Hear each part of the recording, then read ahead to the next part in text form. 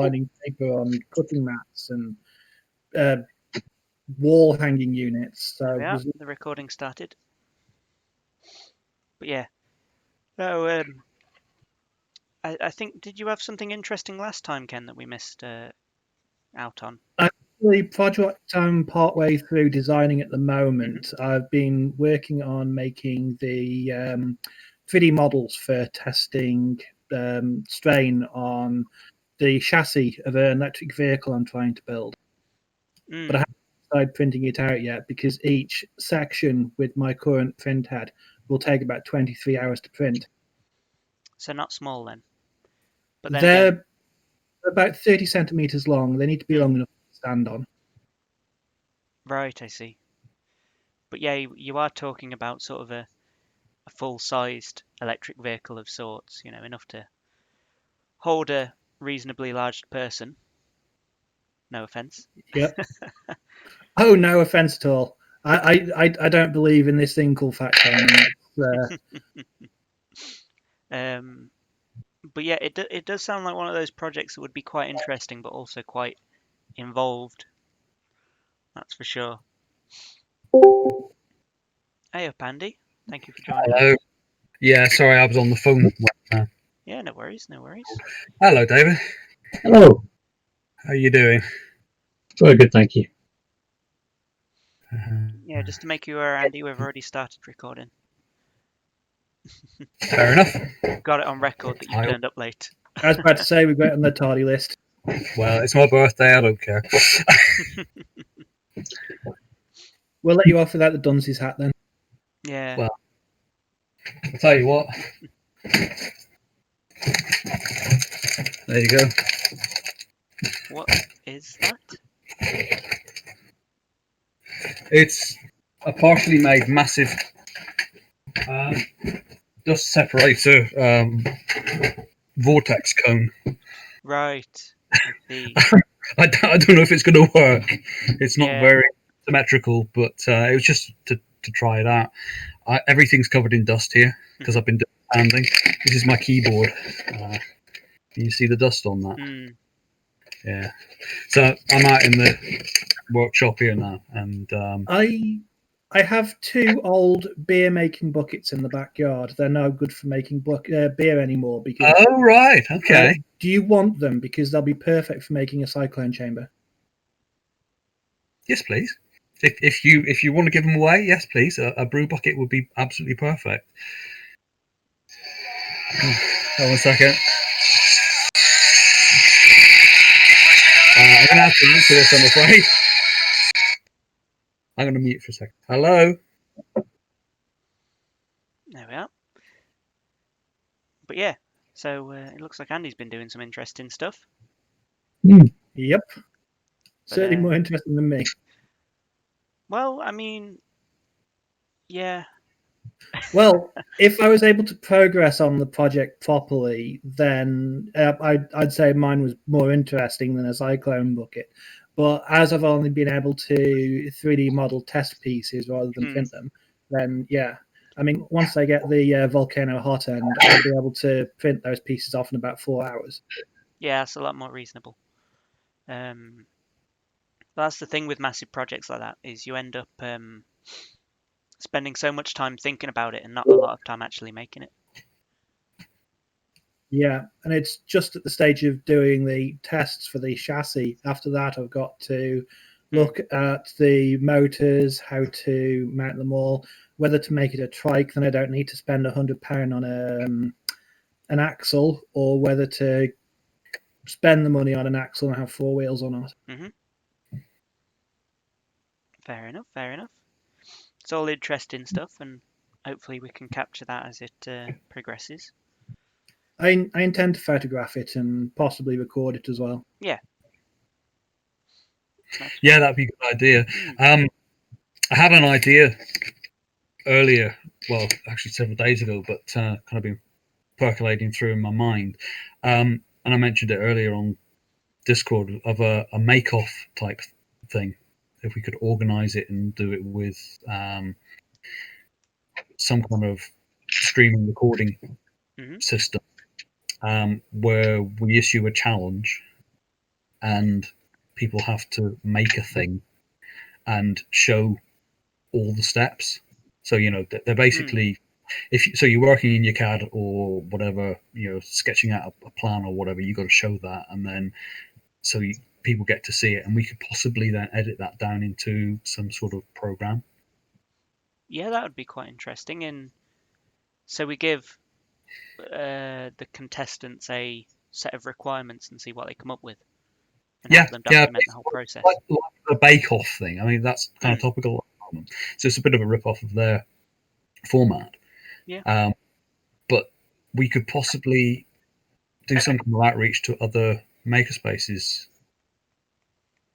To possibly we would need to run it a bit on our own just to get some kind of background and find the format. But maybe then we can throw down the gauntlet for other organisations and say, hey, why don't you have a go at this as well?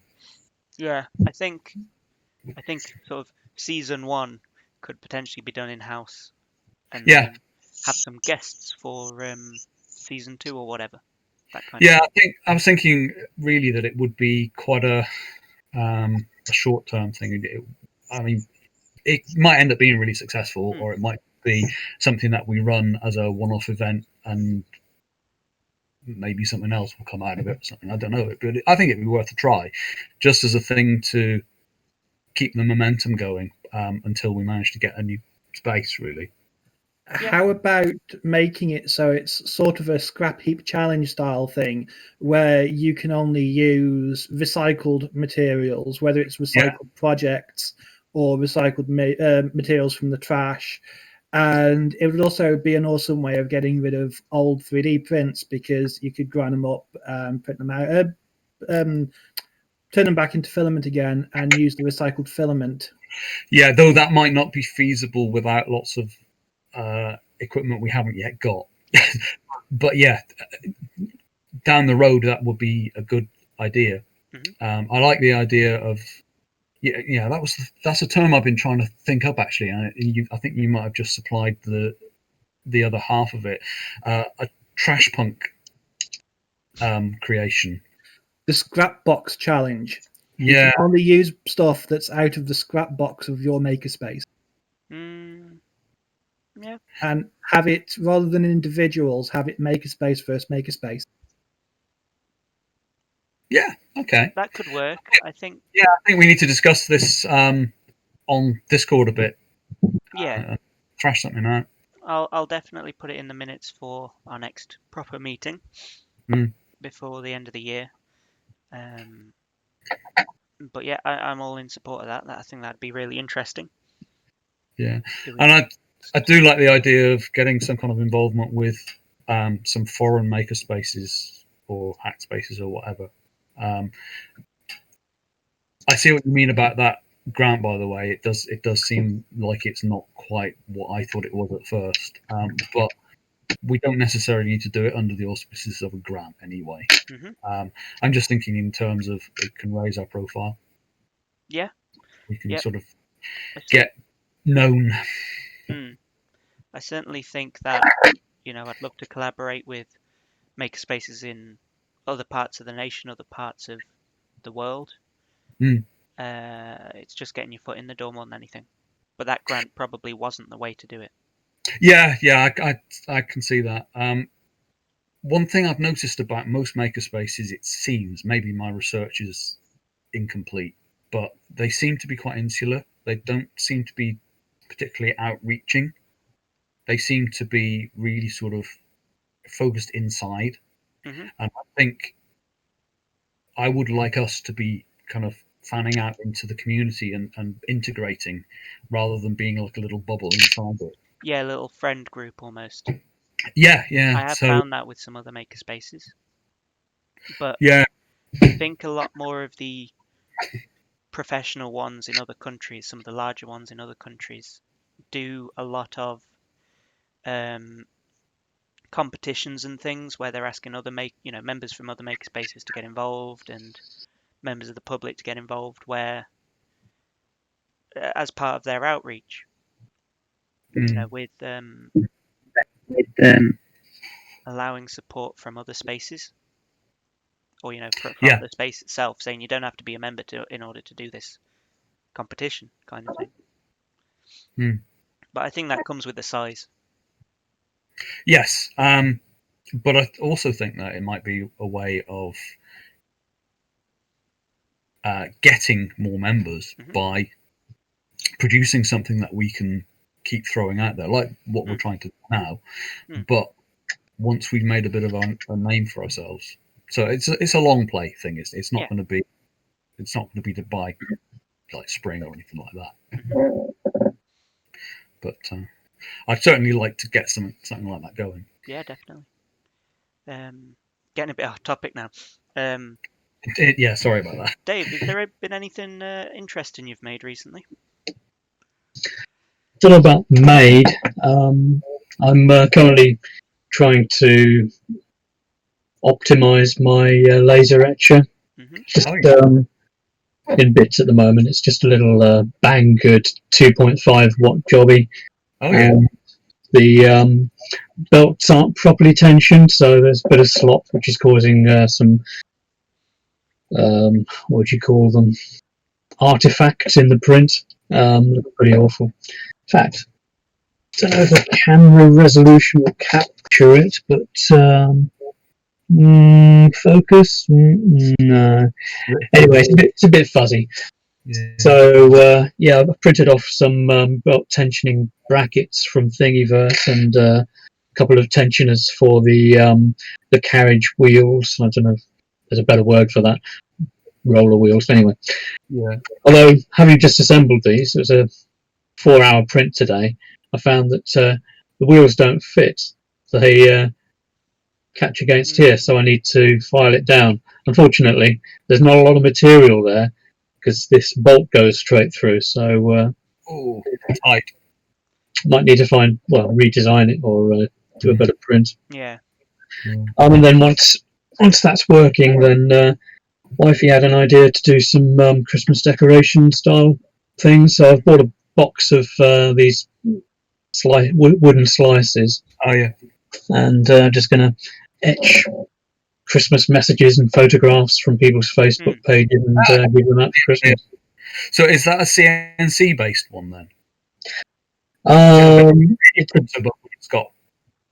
Gerbil one. It's got Gerbil firmware, and you can use laser Gerbil or laser web to control it. Or the horrible LX Maker CAD thing or CAM thing, which is pretty terrible.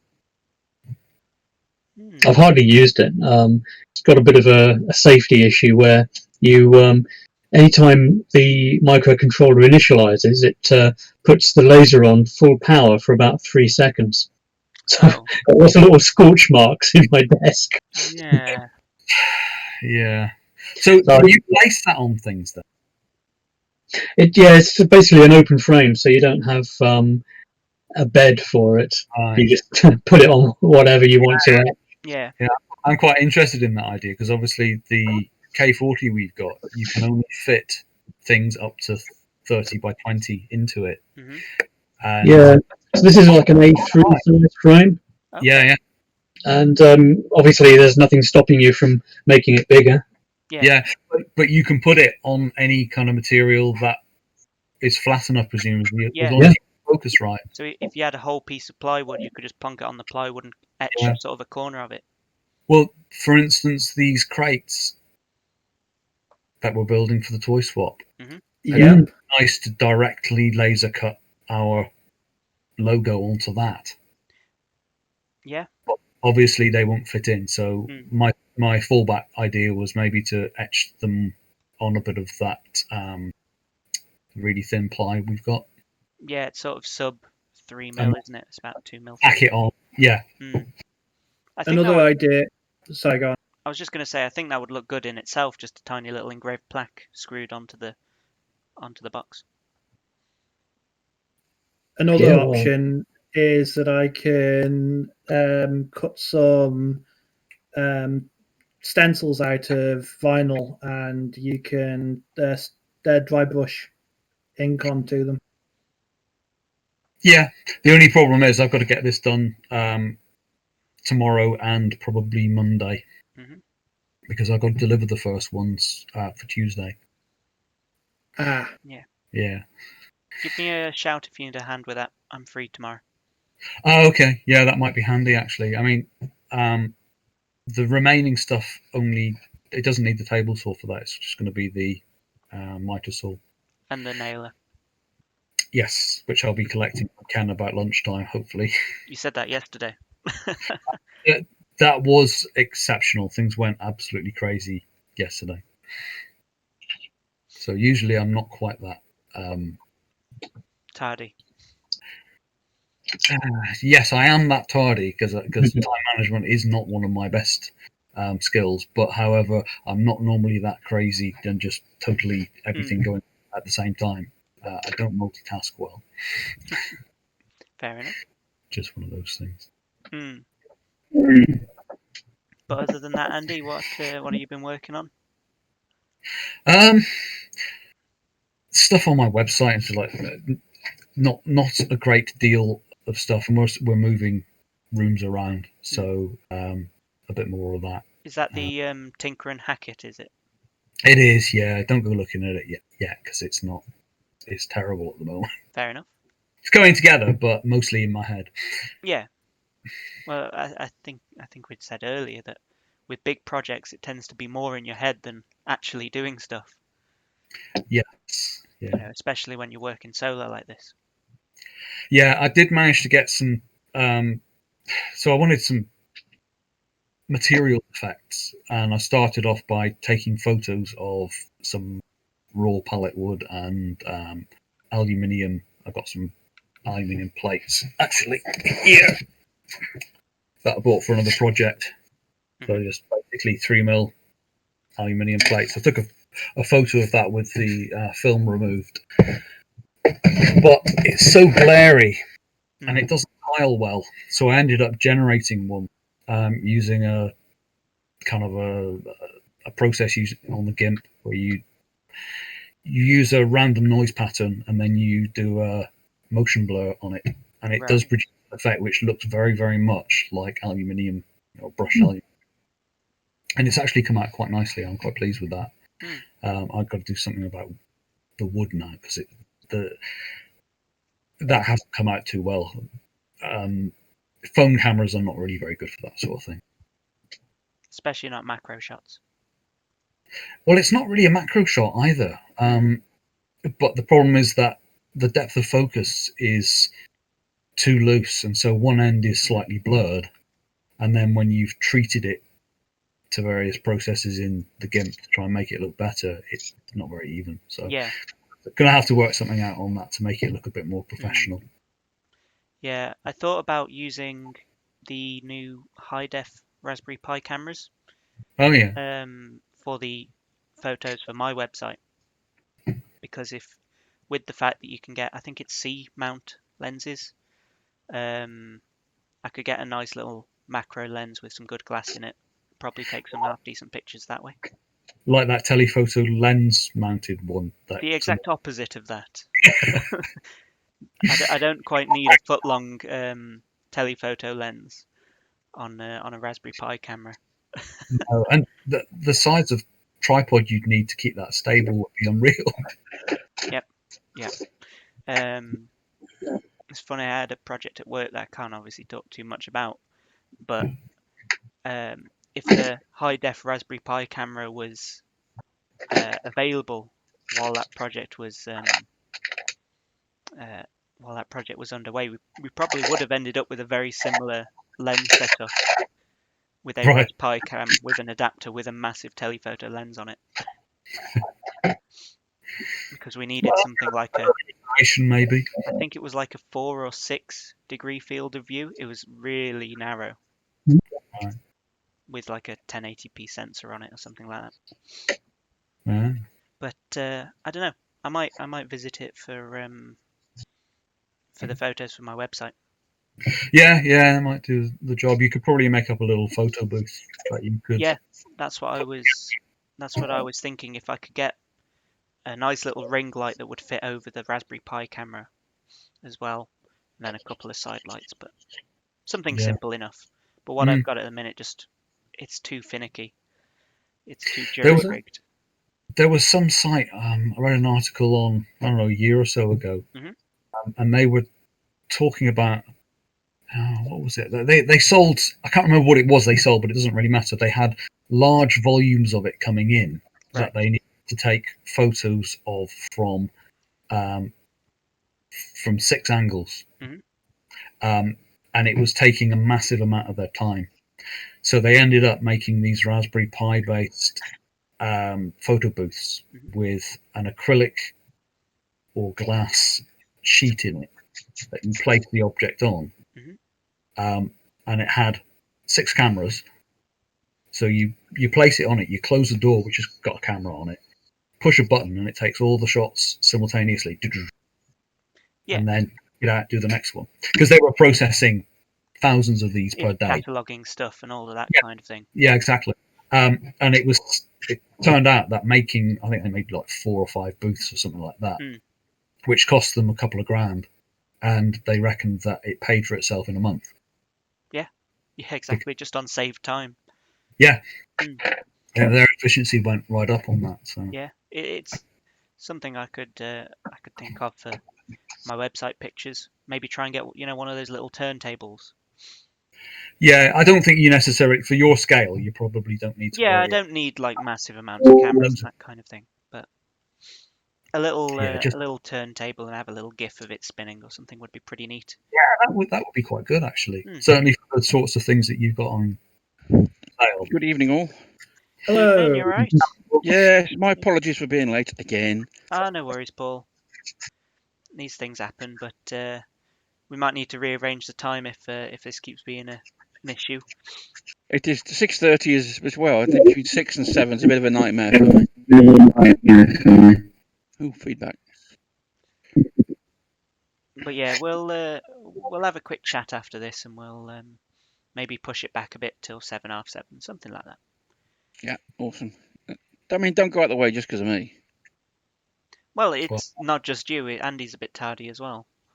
Yeah, that's all right. I was late because I had a phone call, so that's my excuse. It was unavoidable. Hmm. But yeah, what about you, Paul? Have you done anything interesting this week? Apart from that litho thing, which is, I'm really, really chuffed with that. Hmm.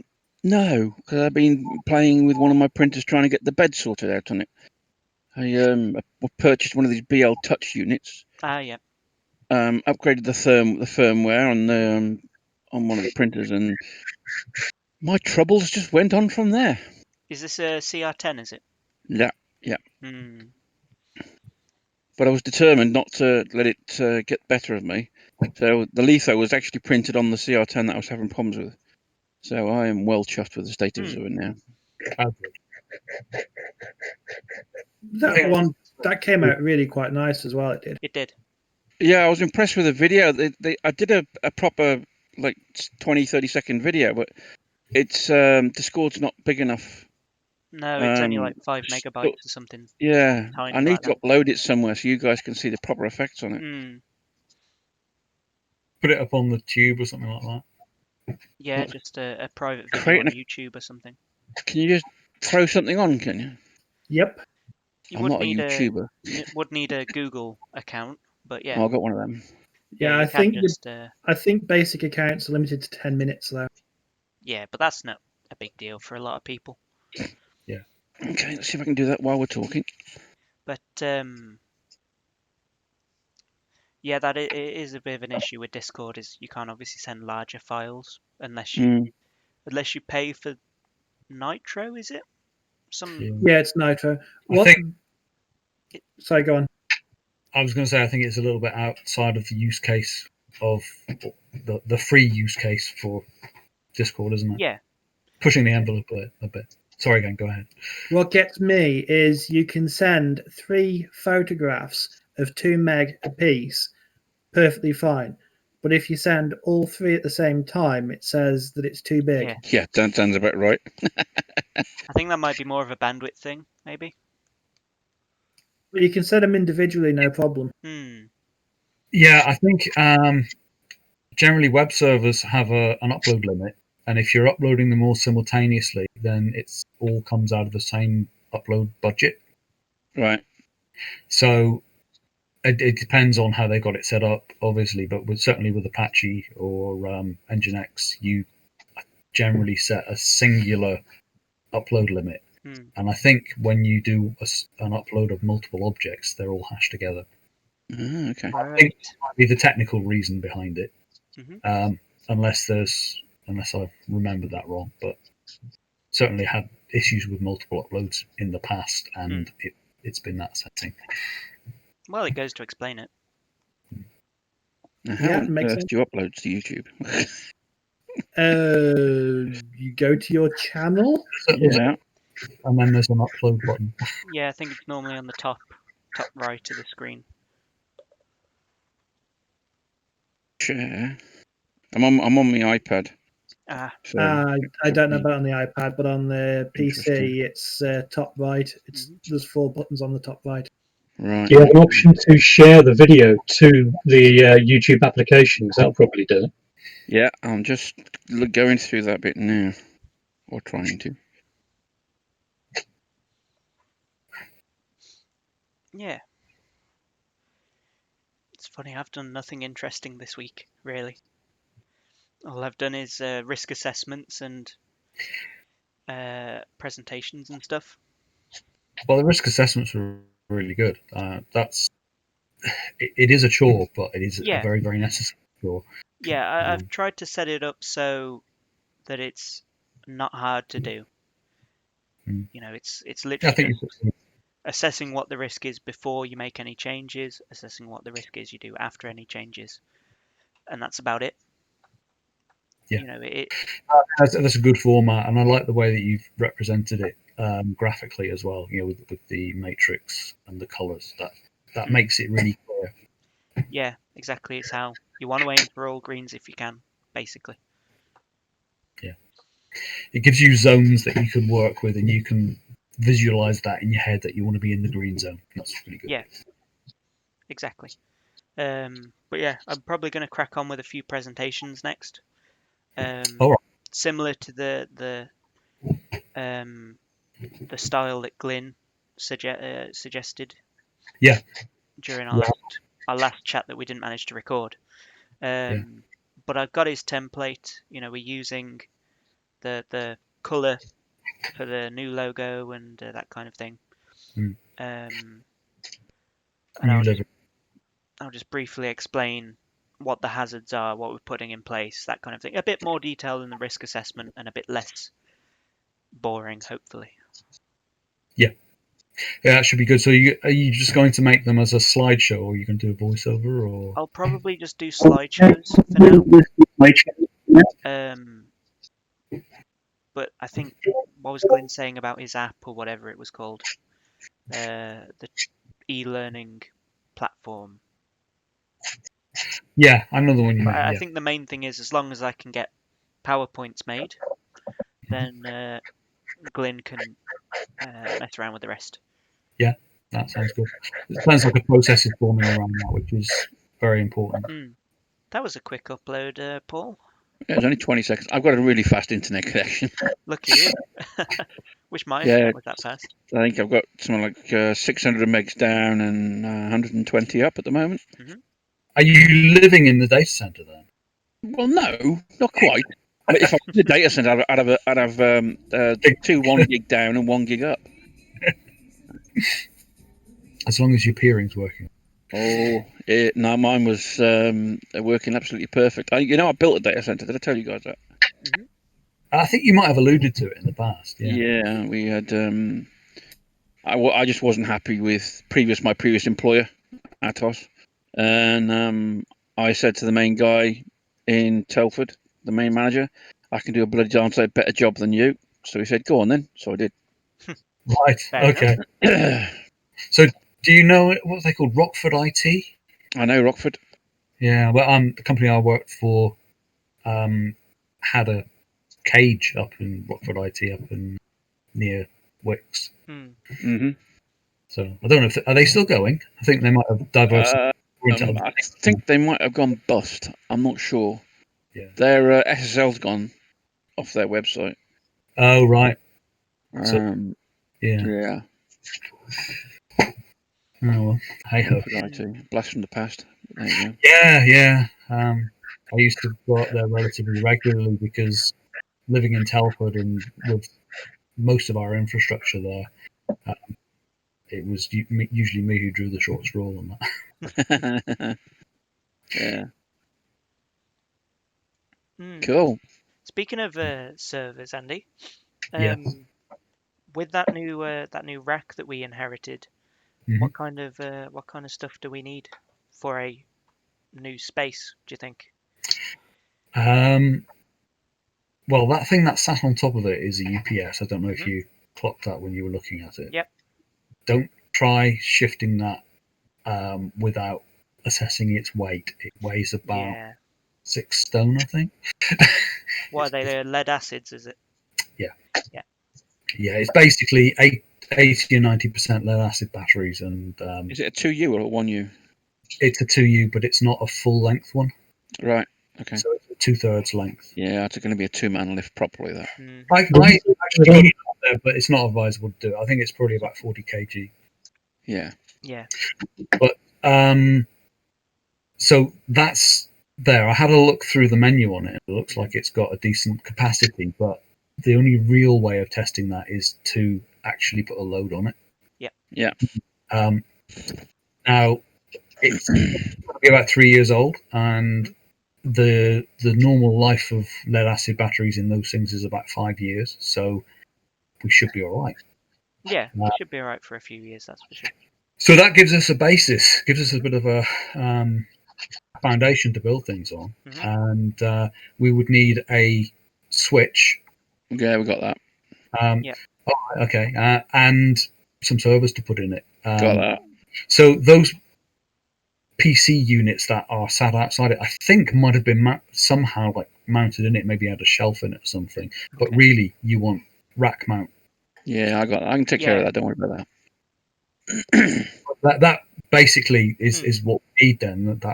So it's So if we could get a couple that are powerful enough to do CAD and graphics design and that kind of You thing. don't do that on servers. Yeah, well, I know. you can. Interestingly, you can do as long as they've got a decent GPU.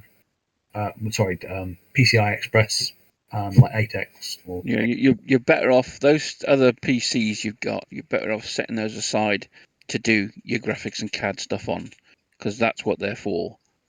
Proper desktop PC. Yeah. The servers, we can stick all sorts on that. The switch I'm going to donate as a PoE switch, I think, which means we can power Raspberry Pis, phones, and all sorts off it. Yeah. Oh, thank you. My concern was just having potentially powerful and expensive desktop machines could be a target for thieves. You know, so if Yeah. we could have them in a cupboard somewhere, that would be a lot more secure. Yeah, I guess you could potentially rack or just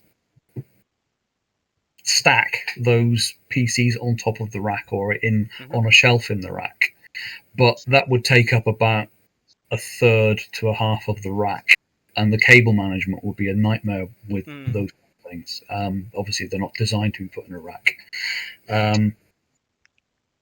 Could we not get like a 3 or a 4U case that can mount ATX stuff? ATX motherboards and that kind of thing? Yeah, you can do. Yeah, that's quite true. So there are cases that are particularly designed for that, though they tend to be designed with a specific motherboard in mind. Right. Supermicro and the likes, I think probably Asus and whatever do rack mountable cases, but they aren't cheap. I haven't looked for a long time, but I would guess that they'd be about £100 or more per case. So Yeah. That probably wouldn't include power supply. Although I suppose if you're transferring it from a desktop, then it's not an issue. Yeah, Well, if it's a 4U or something. Just looking on the old Fleabay, and they start from about 60 quid. For a 1U, 2U, 65 quid. Okay. Just the case. Yeah. Is that? So So yeah, a second-hand one might be feasible then. Mm. The biggest difficulty is that generally your options for storage are a little bit more limited. Mhm. They probably got 3.5-inch drives, and most of Oh dear. oops, Someone's Wasn't had an me. accident. most of them these days are for 2.5-inch drive. Mm. So yeah, well, we might be lucky and find one with the right size bays in it.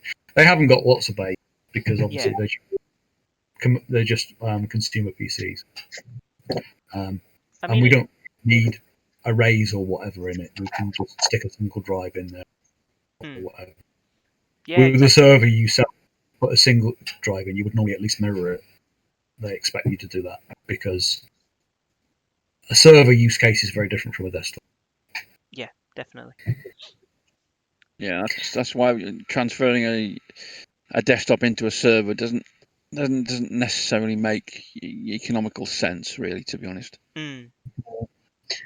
If they were to fit on a shelf inside the rack, then could we use Raspberry Pis as little dumb terminals? That was As thin clients, yeah. yeah. I think Yeah, you can do especially that. with the is it the Pi 400s, the keyboard with a Pi built in Aren't they would be. PoE as well? I don't know.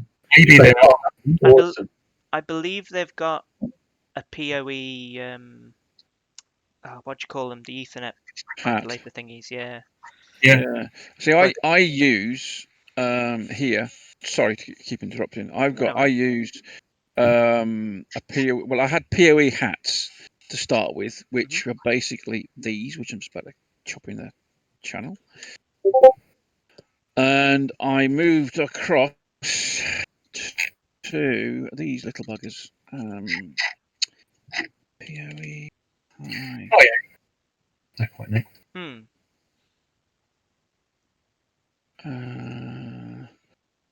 That always These. seemed a bit kludgy to me, having to It was. That was all a that was small available to Ethernet. start with. Hmm. If you look at the one from Amazon, that pack of 4 for 30 quid. Oh, okay. Oh right, so they're very much like an old-fashioned Compaq or HP KVM Yeah, switch dongle. yeah, but these are PoE. Yeah, These are for the Pi 4s. They do exactly the same ones for the Pi 3s. Mhm. And these are the kind of things that work perfectly fine with a standard network PoE switch. Hmm. right. Very nice.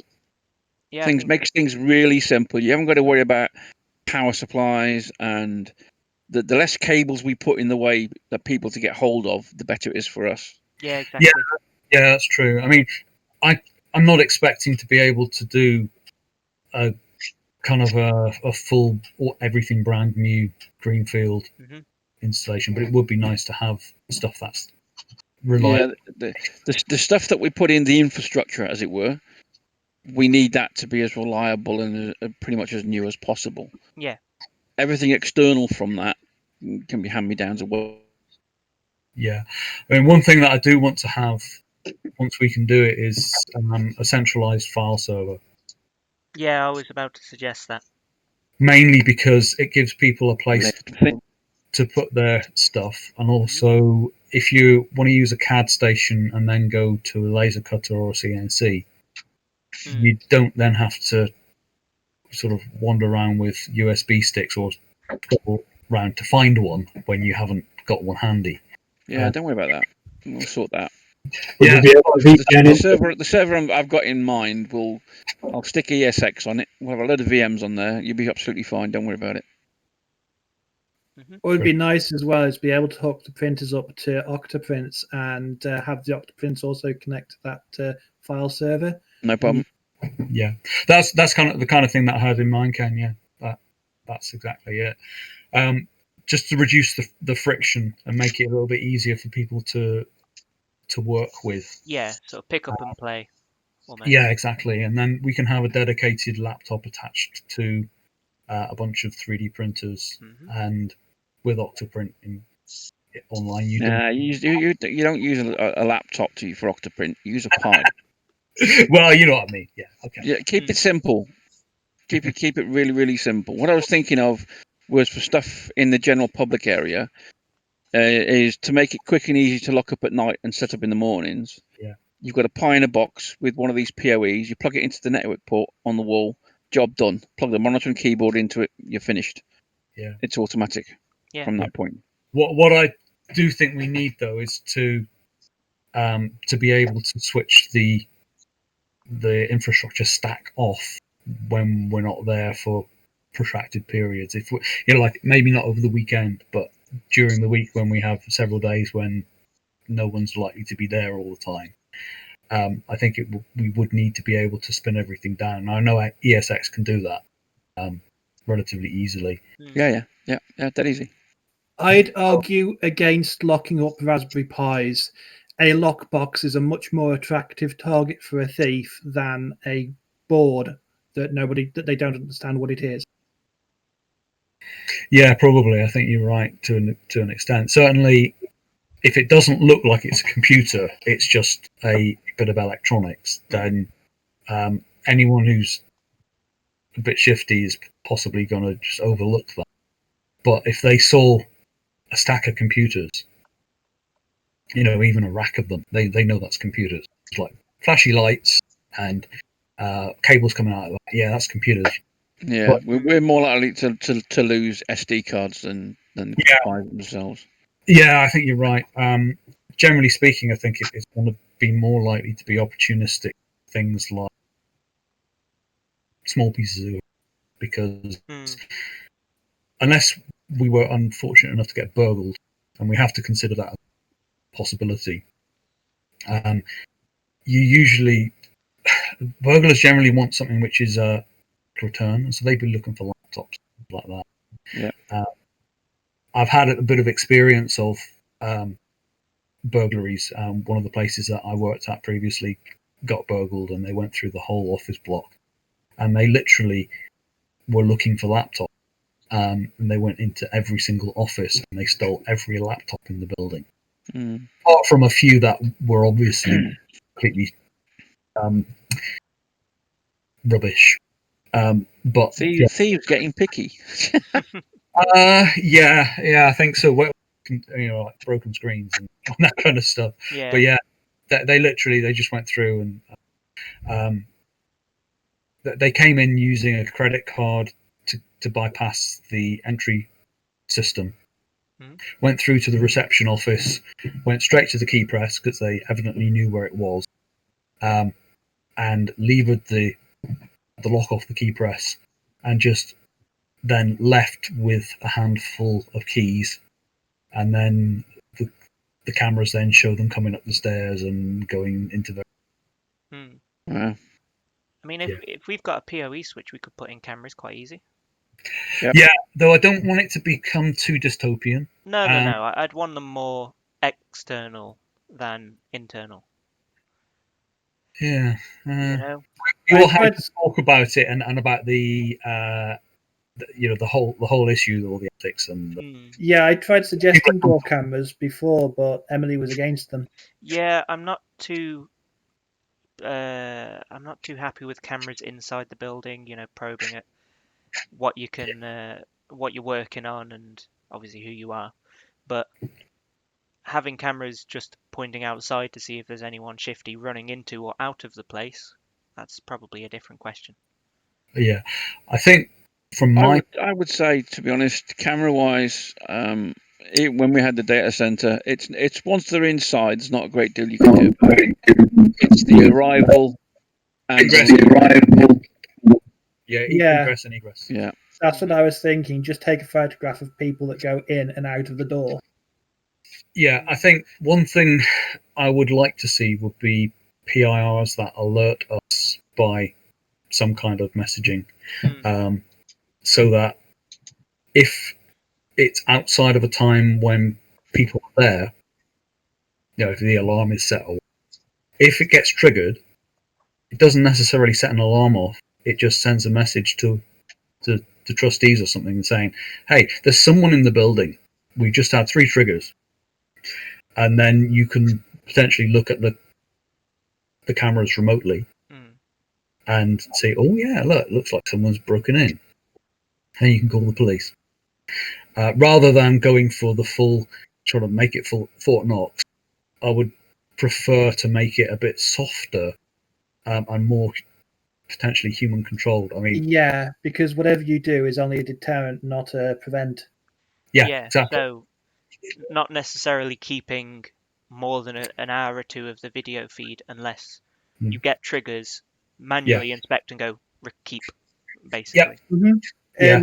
Photographs are actually better because you can get a higher resolution, better quality picture, and at the end of the day, all you need is a clean picture of the face. Yeah. In many respects, though the photographic or video evidence is of limited use if they're not repeat offenders. The guys that did the Sys Micro office that I just explained about were not on record. They had a full face shot of two of them, and they realised that they were on the camera, and they just like bluffed it out. They just didn't really care, and they didn't have a record. So the police took it back and they ran it through their database. They didn't find them, so therefore they don't know who they are. If they've got form, then they're in big trouble. But if they're not recognised by the system, then it's not going to help an awful lot with police inquiries, because generally speaking, by the time the police get involved, it's turned into a cold case because there's only maybe evidence of break-in, or any equipment has long been fenced off. So if it turns up, then it turns up, but relatively. Most thieves remove serial number marking. I think smart water is probably a better deterrent than, and obviously signs up saying that you're using it. Is that the sort of super glue stuff with the flecks of? No, ID? it's well, it is UV. It's UV stuff, but basically it's just a UV marker or some kind of marking that shows up in UV, and you can have usually a serial number or a special kind of ID number, which you have a record of. The manufacturers of it actually from Telford. It was originally made and developed in Telford, the technology. Oh, right. I did not know that. Stafford Park, I think, or Housefield, I'm not sure. All right. Maybe we should get onto them then. Lots of bike thieves in Telford, I think. Yeah. So I think that might be more of a deterrent. The idea is usually customer with. Oh, sorry. Could you say that again, please, Paul? I think he's summoning Satan. Yeah, what I was going to say was the idea behind this, the water is basically when you buy it off them, the water they supply you is tagged for you, so you can go and mark anything you want with your water. Then if it's found elsewhere and you scan it, the people who sold it can tell you it's yours or it's somebody else's. Gotcha. It's a digital fingerprint or watermark. Yeah. Yeah. Quite literally. All right. Yeah. It's one of those things that you need to reapply regularly.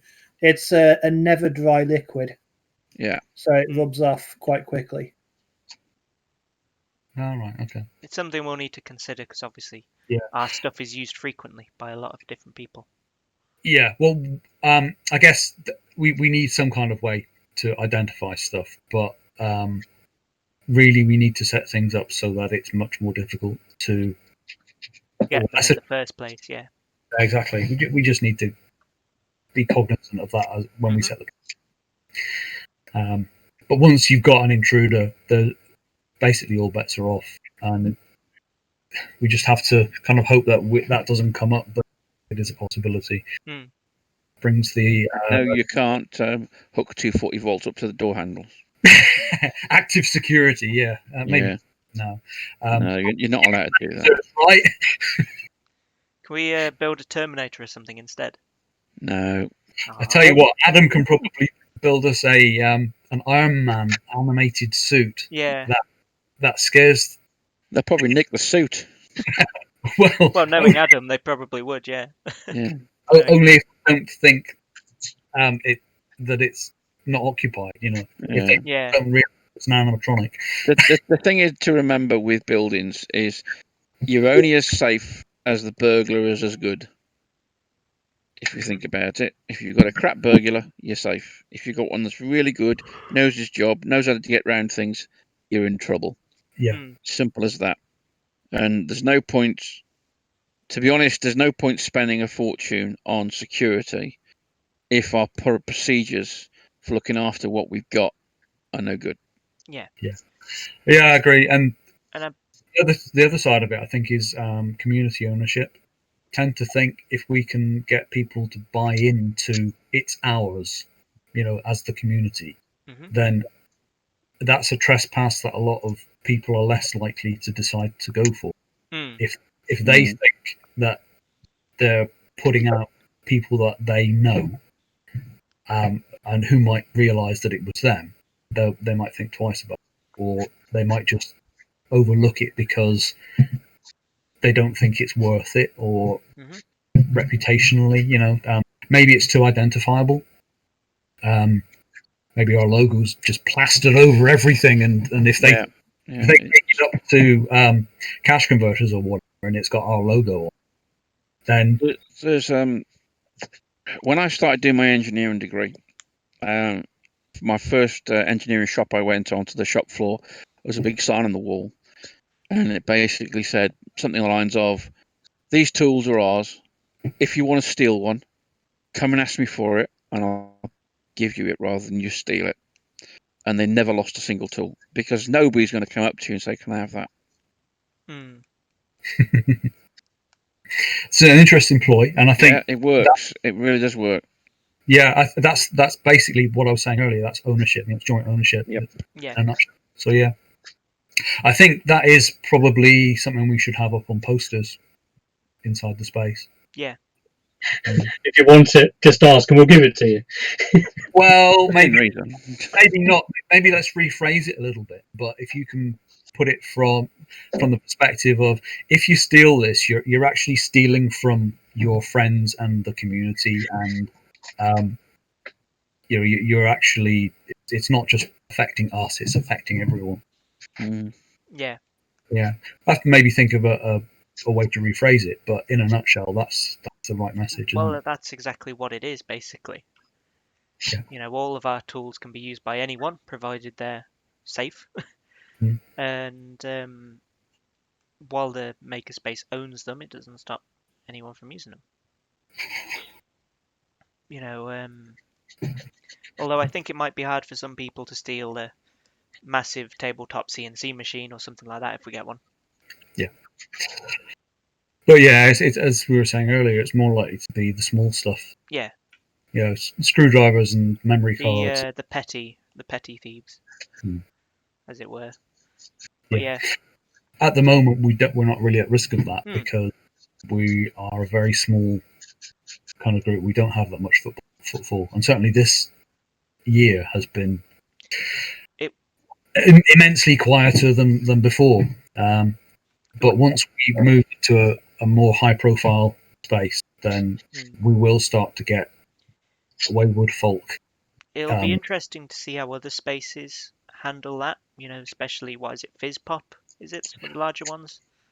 Yeah, Fizzpop. I think the majority of them have some kind of access control system, or they have key holders.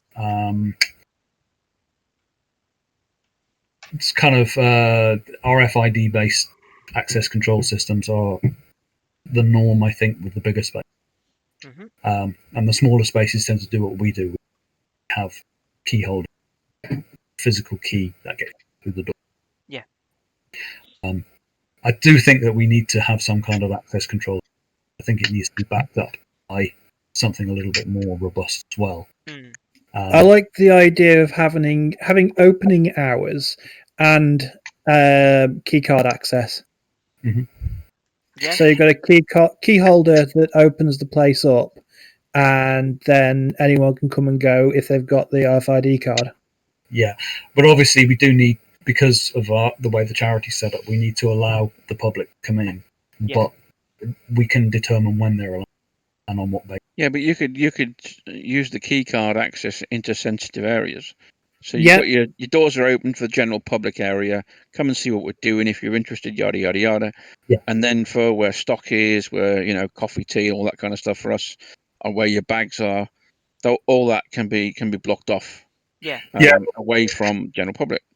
Yeah. Well, I think what I would kind of like to see is a layered system where you've got that what you've just basically said, where you've got zones of access, just like you do with a data center or any other kind of secure facility where you have a DMZ in the front, where you let people in there. That there's practically no restriction on entry to there other than maybe confirmation of who you are, what you want. But you want to get to access the say the workshops and or the IT facility, then you do need a card, and visitors can be issued with a card if they're just dropping in for the day. Yeah, which they have to relinquish at the end. I think the main thing about like an RFID card approach is more, probably more in line with safety. I would say, obviously safety of the equipment, safety of the other members who are already there, but obviously safety of the general public who are just coming to have a look around. Yeah. The last thing you'd want is it open to the public, Joe Bloggs walking in and going, "Oh, compound saw, what does that do? Slice." Yeah. That kind of thing. Whether that's access control to the entire room or whether to just the power for the saw, that's something we could obviously debate. But I think we're going to have policies in place where people will need to be trained to be able to gain access to it. Yeah, that's going to be a condition of the insurance, and that will allow us to. Well, that will force us to come up with ways of handling the public. So maybe someone comes in to find out what we're all about. Well, what we do is we take a little tour. At the outset of the tour, what we do is we say, look, we're going to go into an area, equipment that, if you're not trained on it, is dangerous to use. So please don't touch anything.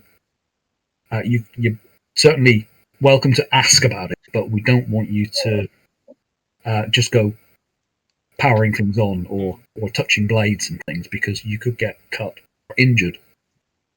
And so, we take them through the various places and say, this is the digital suite. These are the textiles things. This is the presentation room. This is the dirty workshop. This is the clean workshop. These are so point out the tools and whatever. And at that point, they're under your care, but they're not allowed to do anything independently. And then you hit them with if you want to use this equipment, then we need some kind of contact details for you. You have to join in at least a minimal way, and then get trained on the equipment. So you're not even get access to a soldering iron without having the run through of the safety aspects for a soldering iron. Ensure that you understand that if you pick it up by the wrong end, you can burn yourself. And obviously, anything that's more dangerous than a soldering iron, like the miter saw or a CNC, even a 3D printer, you need to have gone through the 10 or 15-minute training session first. And so that's kind of duty of care stuff. Yeah, I don't. We have. Go on. But that's all I was going to say. Well, I was just going to say I didn't want it to be quite so formal, I guess. Obviously, the tour thing is great, but when it comes to training people, I think the minimum needs to be what you need to do to make sure you're not being stupid, to make sure that you're safe. But obviously, personally, I think the level of training we need to do is the level of training that the insurance provider requires us to do. Obviously. That's my thinking, and so what I just there was my take on what I think we need. It's obviously going to be something we will have to discuss. I think if we had more of it like an e-learning thing, where you go, okay, you want to use these tools, make sure you read the risk assessment online, put an e-signature on the document and read through the PowerPoint, and then we'll tick you off on the RFID system to let you use the tool. So you're not going to have a quiz or something that kind of would highlight whether or not they've really read it. We might be able to track that from whether they opened the PowerPoint. Okay. Something like that. Yeah, Dilbert the other day was quite a good one. Which the Dilbert cartoon. The boss said, "Well done, everyone, for doing the whatever training." But I would like to point out that we did notice that you all had the presentation muted for the whole period. So, and then one of the guys gives it away that he said, "I didn't know you could tell," and boss says, "No, we can't, but it's a good way of getting people to admit it." But yeah, I think we do need to have some kind of confirmation, because I think that will be a condition of the insurance as well. Yeah. So, what we're talking about again? I had my headphones off a moment. The training and risk assessment. Yes. Yeah. No, I that was a throwback to the meeting. Yeah. Sorry, I'm very dry humour like that. I actually, which is surprising for me. I often miss those. But yeah, it's We need all to try- stuff to be defined, isn't it? Yeah. You know, it's very early days yet. It's got to be what everyone is comfortable with, plus what's required of us, and it'll take a while to work out exactly what. Exactly. We'll also need the obligatory posters of no loose cuffs, no loose hair, no ties. Yeah. Yeah. I think maybe we'll have a policy, a poster with a scissors symbol on the tie. Like, anybody wearing a tie will have it cut off. Matter of principle. That's a threat. Maybe we laser. It's not a threat, it's a guarantee. We're geeks, we don't do ties unless they're cable ties. Oh, can't use cable ties in data centers anymore. Why is that? Well, is there a regulation? Yeah, regulations came out about the securing of cables, especially fiber cables, with cable ties. No.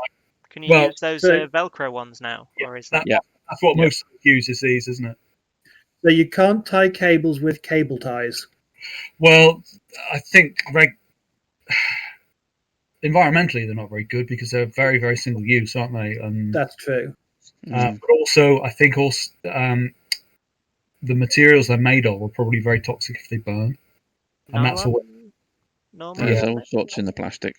Yeah, so they're probably not very good in that situation either. Well, it was the particular incident I'm thinking about is there was it's about 60 fiber cables going into a very large cabinet, and they were all color coded, and it looked lovely with all black cable ties all around it. And an engineer went up to snip the cable ties, and then all of a sudden there was 3 or 4 fiber cables hanging there. Shouldn't have done that. It's happened a lot of places. And idiots. Yeah. Your general person is an idiot until he's trained. Yeah. And then he's just daft. Yeah, you can't fix stupid, I'm afraid. He's an idiot until he's trained, and then he's a trained idiot. That's the one. Yeah. There's all sorts of tales, because I worked at a managed service provider for quite a long time. And there were a number of incidents, shall we say, where people did clever things like one incident was removing some kit from a rack, and the habit from a while back where you had racks with a slim void either side of the rails, and you would put your cables through the void. Yeah. Which is obviously not very good for cable management. No. And that had been done, and the guy had to remove a piece of kit, and he couldn't get the power cord to come through because there's loads of other active kit in the rack, and he was running out of time. So he decided that he was just going to have to cut the cable. Oh joy! What? Well, yeah, I mean, disconnected A the live, a cable. live cable. No, the cable, as far as he was concerned, he disconnected both ends of the cable, Oh. and he cut it with a pair of pliers. The only thing is, he cut the wrong one. And he woke up in hospital. Yeah. No, fortunately, he didn't. Fortunately, they were fully insulated, and the arc just took a chunk out of the pliers. Ah. I've had that happen to me. But it did take the breaker down and the whole rack Yeah. down. It took down both sides of the rack Jeez. because it was intended to, the way it was wired up. This is old infrastructure. It was Global Switch 2. And yeah. So that Canary went. Wharf.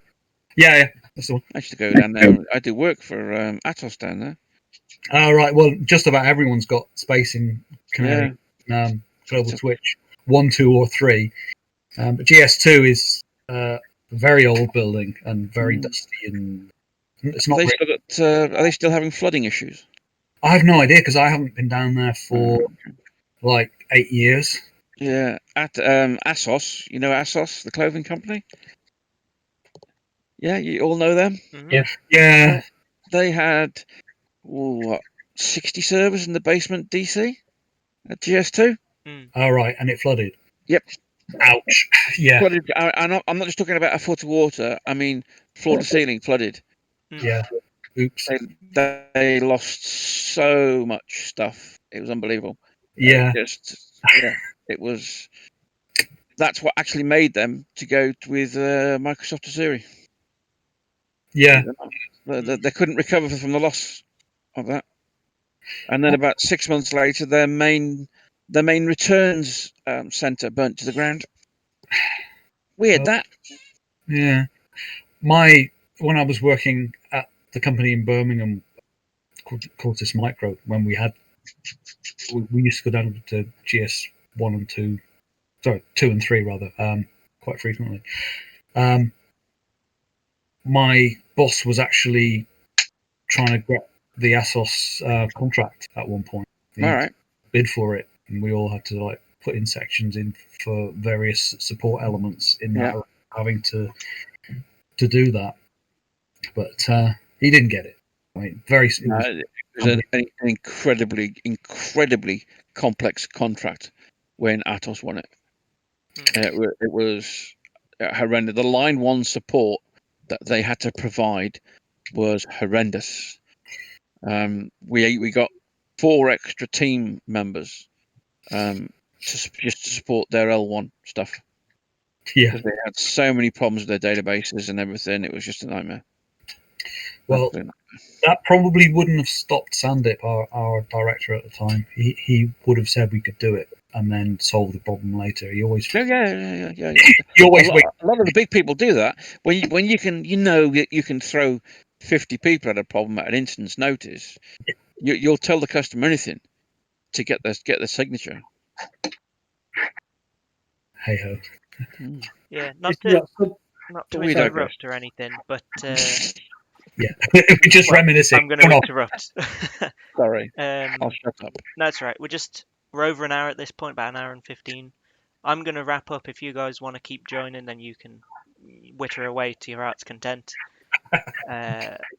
We just don't want the video to go on for too long because it'll be a pain to upload otherwise.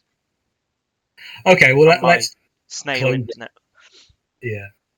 But yeah, no, that was good. I'm glad the video and audio has recorded this time, hopefully, and I'll put a link when it's on the YouTubes, and Awesome. you can clone it to whatever alternatives you want from there. Yeah, cool. All right then. Cool. And I can always snail mail Andy the original if you're struggling to clone it. Yeah, we'll see. I mean, if you can upload it, I can download it. Okay. So, hey, did you remember just before we do finish off, because this is on topic? You know the YouTube DL thing that you put together. Did you hear about the spat where the RIA basically DMCA'd them? That was a funny story. Yeah, so basically they sent a DMCA takedown notice to GitHub Okay. about the YouTube DL library, Right.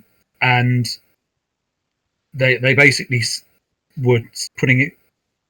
I think that the complaint was of